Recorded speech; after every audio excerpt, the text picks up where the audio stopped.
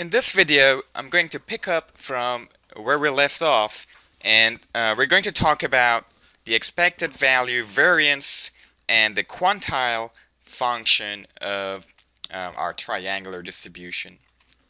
So previously what we did was we first found f of x, or our PDF at 5, which is our mode, by setting the area of this triangle to 1. So f of 5 turns out to be a half. We then found the equations for the two lines that form our triangle. So we characterized our PDF, our probability density function, that looks like this. So the form of the PDF is different between 2 to 5 from 5 to 6. We then integrated the PDF to find the CDF, the cumulative distribution function. So as you can see, the cumulative distribution function looks like this. For any x less than or equal to 2, we have a cumulative probability of 0. If x is between 2 and 5, this is the form of the cumulative probability function. For x between 5 to 6, we have this equation for our CDF. And finally, if x is greater than 6, our cumulative probability will be 1. So if you look closely, you will see that the derivative, the second derivative, is positive from 2 to 5. So we're going to have a concave quadratic form from 2 to 5. And at 5, starting at 5 to 6, we're going to have a convex quadratic function. As you can see, the second derivative here from 5 to 6 is negative, so we have a convex portion that goes from 5 to 6, and then at 6 we get to the total probability of 1, and we're going to stay at 1 for any value greater than 6. So in this video, we're going to learn how we can find the expected value variance and the quantile function for this triangular distribution. So let me switch to the pen mode here. Alright, so from what we've learned previously, we know that the expected value of our random variable x is the integral from negative infinity to infinity of x, f of x, dx. Luckily, for the triangular distribution, we can simply integrate it. So this will simply be the integral from negative infinity to 2 of x times f of x d of x. Note that f of x from negative infinity to 2 is 0. So this part is going to be 0. And then I have the integral from 2 to 5 of x times f of x, and f of x from 2 to 5 has this form, so I'm going to have x over 6 minus 1/3 dx plus from 5 to 6 x times f of x, and from 5 to 6 this is f of x, negative x divided by 2 plus 3 dx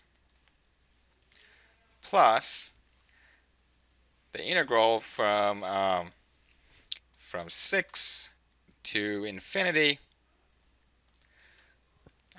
x f of x dx, and from 6 to infinity again f of x is 0, so this portion is going to be equal to 0 as well. Okay, so this will be equal to, if you actually do the math, 4.33 repeating. Okay, now we know the variance of any random variable is simply the second moment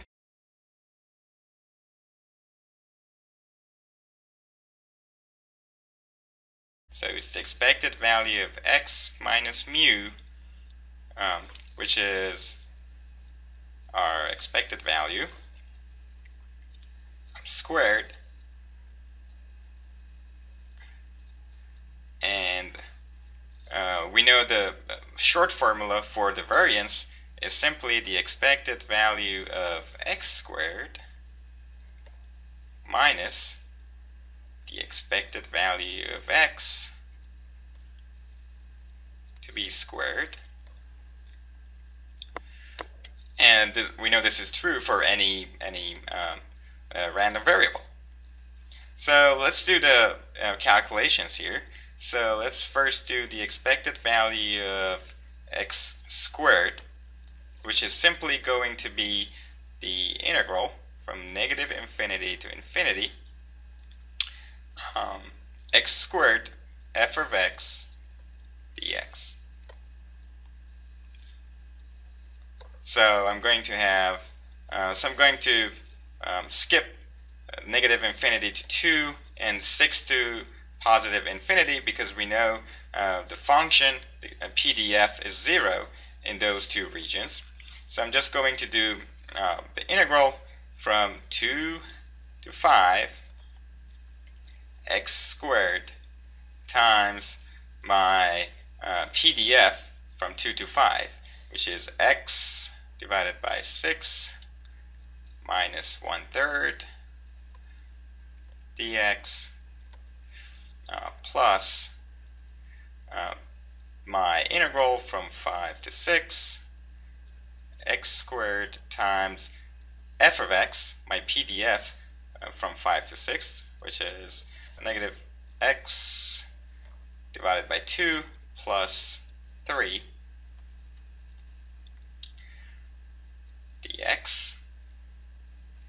And if you actually do the math, it's going to be equal to 19.50. So now that we have the expected value of x squared, we can go ahead and find our variance. So our variance, or sigma squared of x, is going to be equal to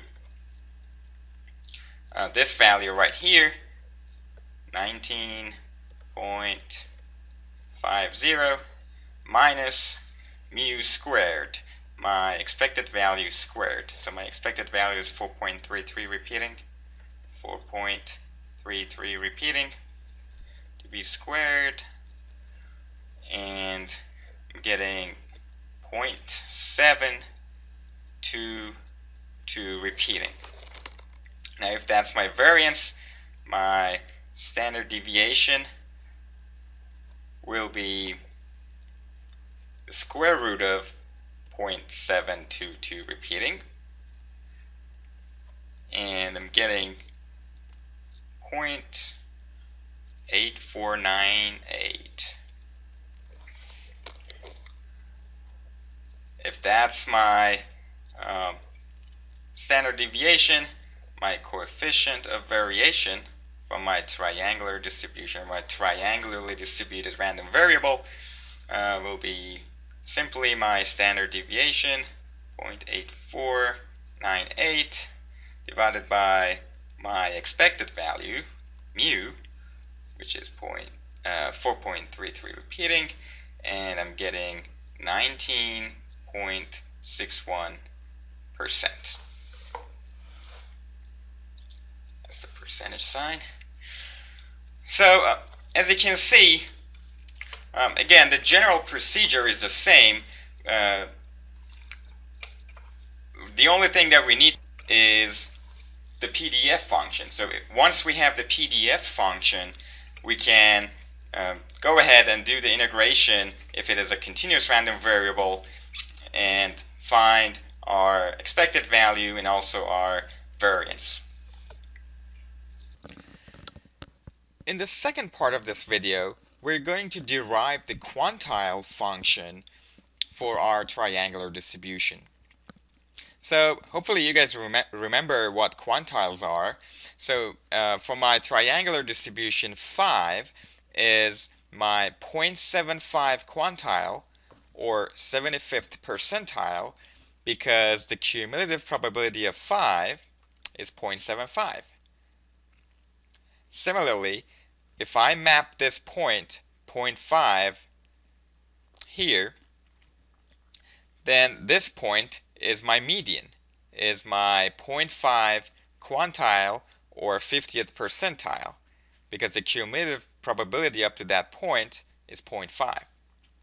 So from the PDF, the area under the triangle below between 2 and 5, that is this area right here, is equal to 0.75. So 5 is our 0.75 quantile. So as you can see, I can use the cumulative probability function, the cumulative distribution function, my CDF, to find out what quantile of the distribution a particular x value represents. So for example, if I plug 5 in my cumulative probability distribution function, that is in either of these two equations, cap f of 5 is going to be equal to 0.75, which means 5 is my 0.75 quantile or 75th percentile. But what if I ask you to find the, let's say, 0.80 quantile or the 80th percentile of this distribution? To answer this question, what we need is basically the reverse of this process. We want to get from the quantile value to the x value. In order to be able to do this, in order to find this function, what we need to do is essentially invert the cumulative distribution function. So to find the quantile function, the function that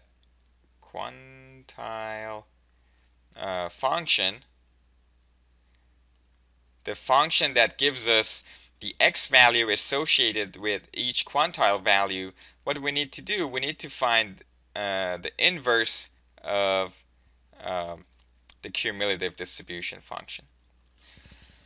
Before actually inverting our cumulative distribution function, let's talk about what's happening visually on this plot. So the cumulative distribution function CDF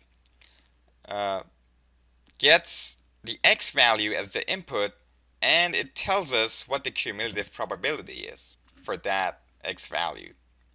What the inverse function of, or the inverse of the cumulative distribution does for us, that is our quantile function, it gets the quantile value as the input, and then it maps that right here and gives us the x value associated with it. So for any quantile value, if we use the inverse of the CDF, we can find the quantile. For any quantile q, we can find x of q. So let's see how we can invert our CDF here. So let's do it for the first expression.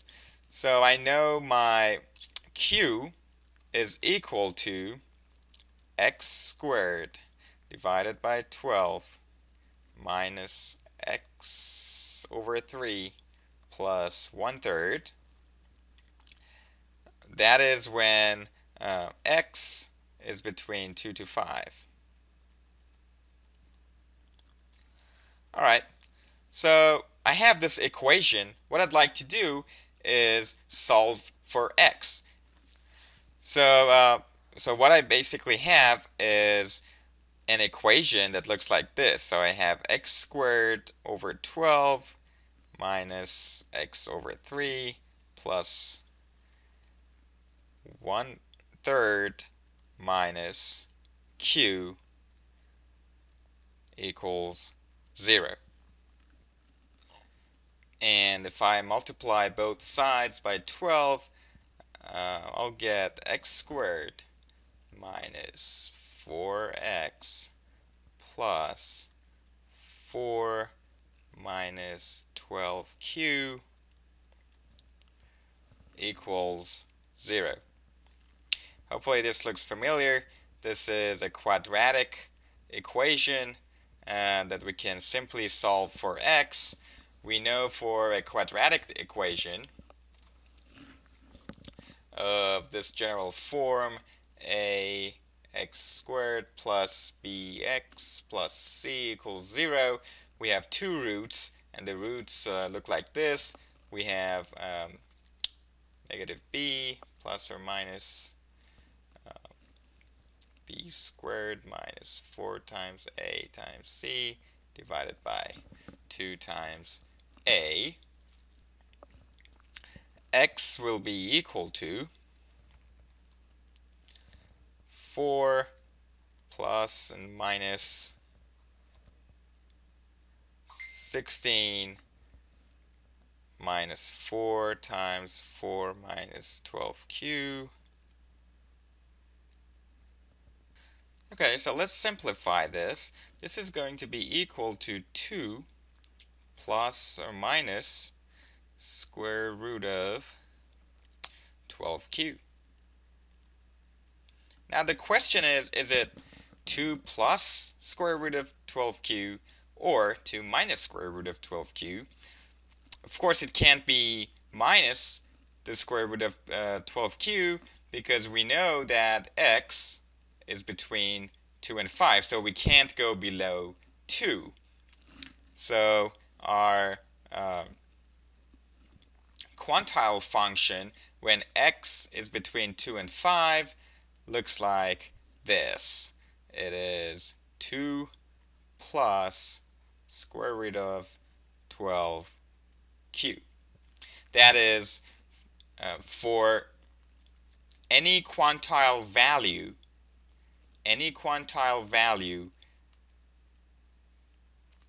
between 0 and 0.75, if I would like to find the associated x value, I just plug q in this equation and it gives me the associated x value. So if I plug 0.75 in this equation, I'm going to get 12 times 0.75, which is going to be equal to 9. Square root of 9 is 3. 3 plus 2 is 5. So this equation tells me that your 75th percentile is 5. Similarly, if I put a different quantile in this equation, it's going to give me the associated x value. I can repeat this process for x between 5 and 6 and find the quantile function for the quantiles between 0.75 and 1. And if I do that, we have x sub q equals 2 plus square root of 12q. That's what we already derived. That is, if q is between 0 and 0.75, and if I do it for my other expression, I'm going to get 6 minus 2 square root of 1 minus q. That is when q is between 0.75 and 1. So I can easily find the quantile of my function by finding the inverse of the cumulative distribution function. So let's use this to find the 85th percentile of this triangular distribution. So 85th percentile, that is x 0.85. We know 0.85 is between 0.75 and 1, so I'm going to use this equation right here. So I'm going to have 6 minus 2 times square root of 1 minus 0.85, and this is going to be equal to 5.225, which is greater than, of course, our 75th percentile, which is 5. We expect the 85th percentile to be greater than the 75th percentile. So again, in this video, we learned two things. First, we learned how we can find, through integration of the PDF, the expected value and variance of a triangular distribution. And also, we talked about the quantile function, or the inverse of the CDF, that gives us the quantile the x value associated with each quantile. So it's essentially the inverse of the CDF. It takes the cumulative probability and it tells us what x value has that cumulative probability. And we did it by inverting our CDF through simple math.